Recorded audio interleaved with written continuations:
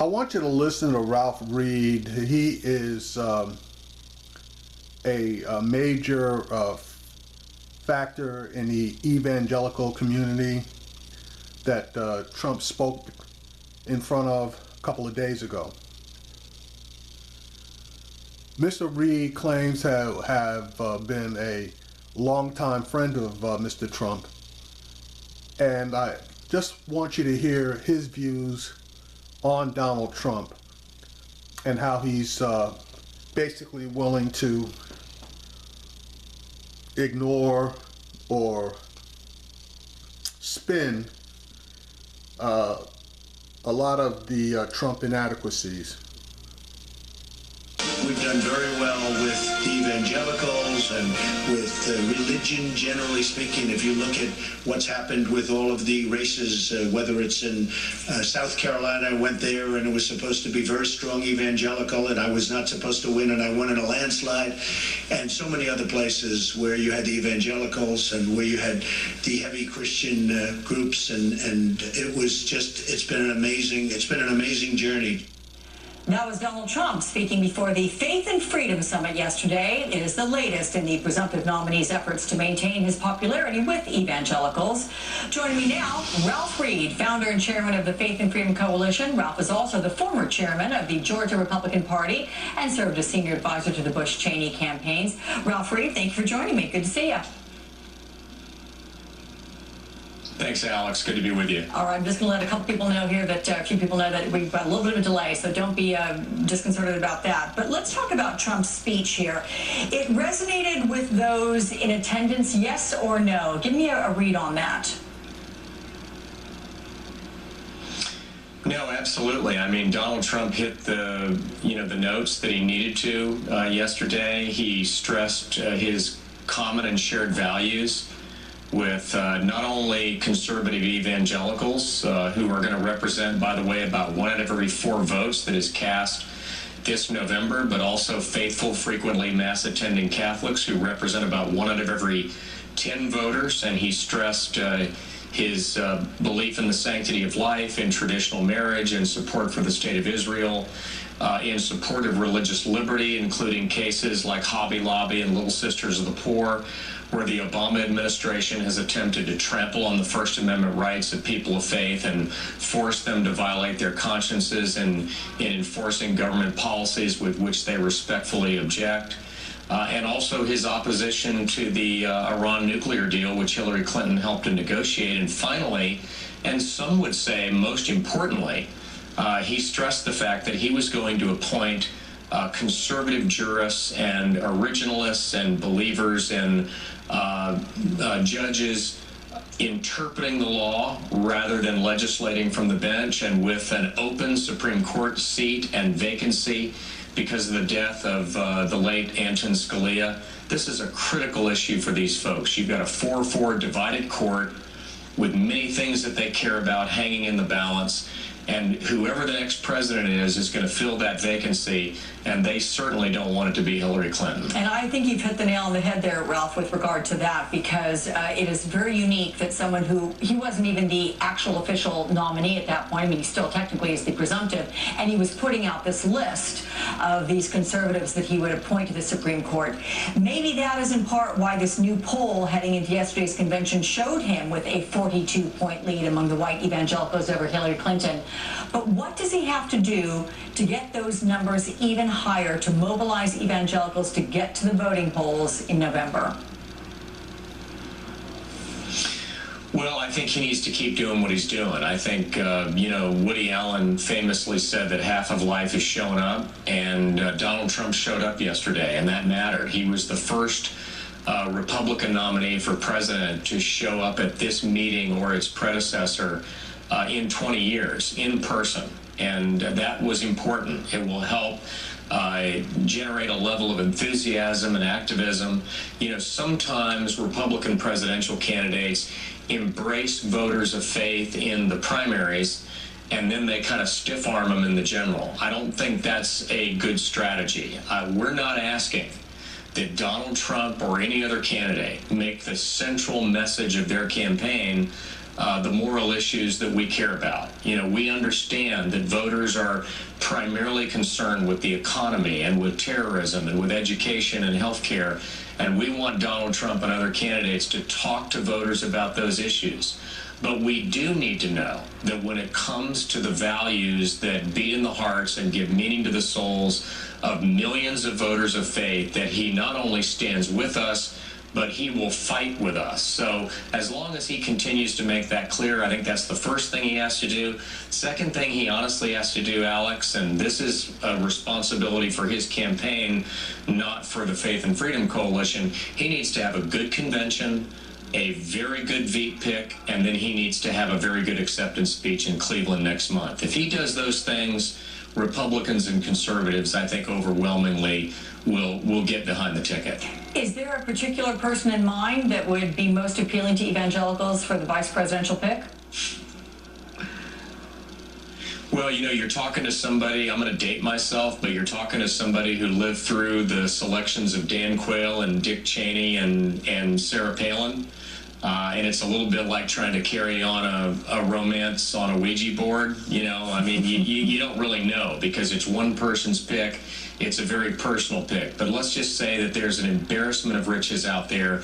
There's a very deep and long bench, and whether it's governors like former Governor Rick Perry or John Kasich or Scott Walker or Nikki Haley, who I'm a big fan of in South Carolina, the list is long. Or if you want to go to the Senate and look at somebody like Marco Rubio or Ted Cruz or Mike Lee or former Senator Rick Santorum, I could literally name 20 or 30 names. There's so many good people out there to choose from, and I would caution people, from looking at somebody who Trump might have had a disagreement with somewhere along the way, whether it was Nikki Haley or Governor Susana Martinez. When Bob Dole picked Jack Kemp in 1996, he was picking somebody that he had crossed swords with for 20 years. So don't, John F. Kennedy picked Lyndon Baines Johnson. If somebody wants to win, they'll select somebody that they might have had some disagreements along the way if it'll unite the party. Yeah, well, your experience certainly backs all that up.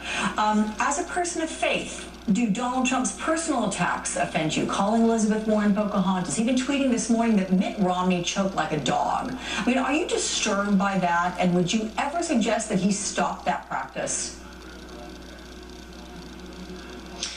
Well, any advice that I have for him, I consider him to be a good friend, or any other candidate, is something that I'm going to offer to them in private. I would say that in general, I would prefer to have these discussions take place on public policy. But I don't think it's fair to single out Donald Trump on this. I think Elizabeth Warren has engaged in vicious personal attacks on him. Others have called him a fraud. They've accused him of misogyny. They've accused him of racism. They've accused him of other that are some of the most serious charges that can be leveled against anybody in public life. So I would say if there's going to be a ceasefire on these personal attacks, it's got to apply on all sides. That's the first thing. The second thing is I would encourage people to have a healthy level of understanding that in a free society and in the history of American politics and the rough and tumble of a democracy, that there's nothing new under the sun. Alexander Hamilton and Thomas Jefferson and John Adams went at each other personally. Anybody who's familiar with the hit Broadway play Hamilton, that's kind of bringing that to life now to lots of people who may not have been as familiar, and maybe even more, particularly Ron Chernow's great biography of Hamilton. This went on in that time. Abraham Lincoln was called, personal names and smears and insults. I wish it weren't the case, Alex, but that's been part of American politics for centuries. But Ralph, you know him as a friend, but what he says is, for most people who don't know him as a friend, the way that they judge him. So when he talks about Judge Curiel, who is an American citizen of Mexican heritage, and says because of his Mexican heritage, he's not capable he's not qualified to oversee this lawsuit against Trump University. Isn't that racist? Well, first of all, I don't think that's a fair characterization of what Donald Trump said he was concerned about. I think what he was talking about was not his heritage, but whether or not he would be treated fairly based on the conduct of how the judge was conducting the case.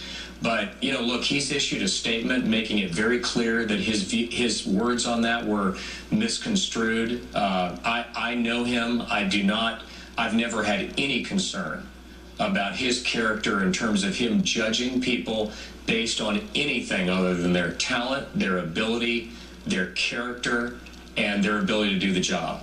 I don't think you build the kind of business that he has built and hire the kind of people that he's hired, including being a developer in New York City who hired a woman to oversee some of the biggest construction projects in the world. You don't shatter that glass ceiling if you're not judging people only on their ability. So I just don't think it was a fair attack on him, and I think he's issued a statement that made that clear. All right, Ralph Reed, founder and chairman of the Faith and Freedom Coalition. Thank you so much for your time. All right, there's a lot to unpack with this guy. Ralph Reed, again, was the former head of the Georgia Republican Party, and that says a lot by itself. He formed the Faith and Freedom Coalition and representative of white evangelicals. Now, it was always my thought, which I was wrong about, I checked, that they are not really, pastors and reverends, etc., are not supposed to weigh in politically. But since he's representative of an organization and not of an individual church,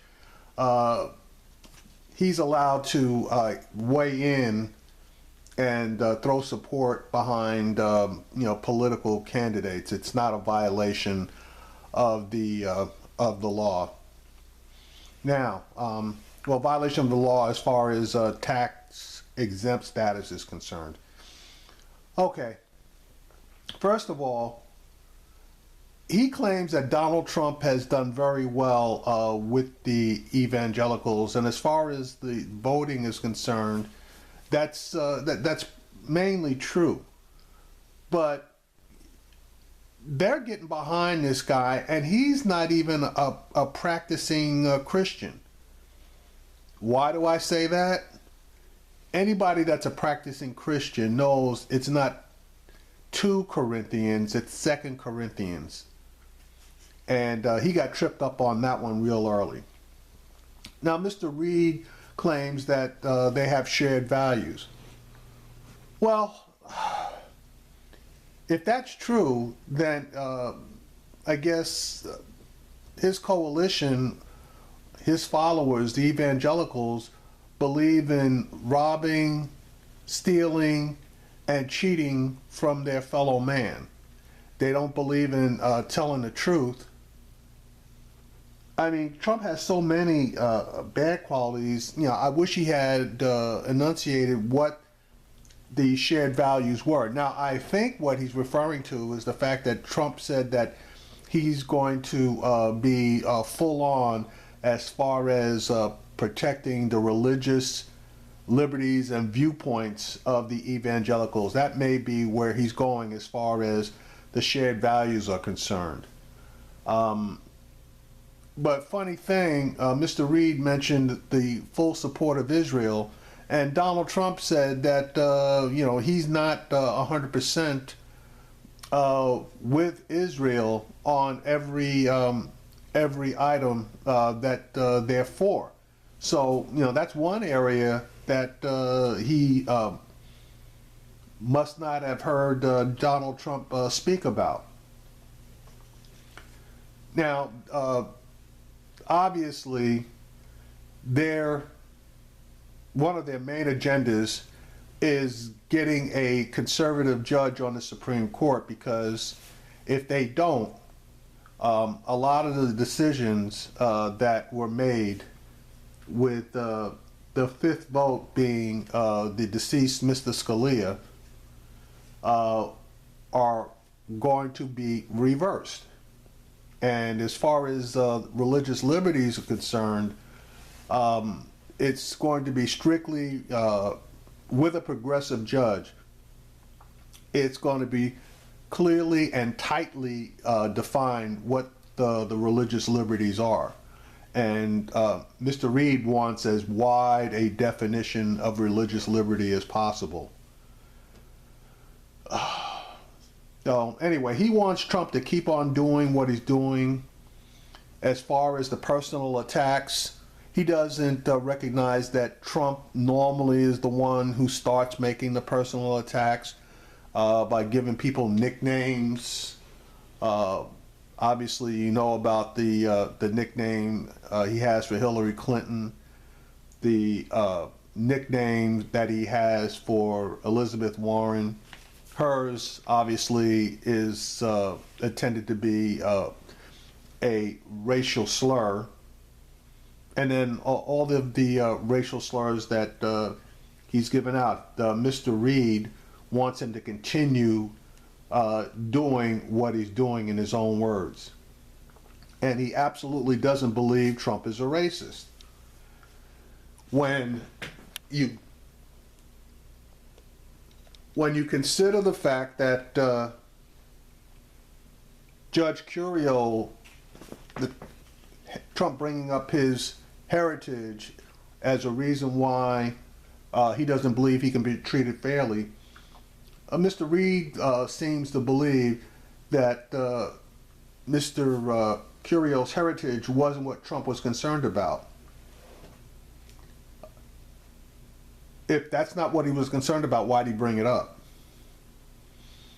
He claims to know Mr. Trump's character, and then he brings up the fact that he hired a woman on one of his construction jobs in New York.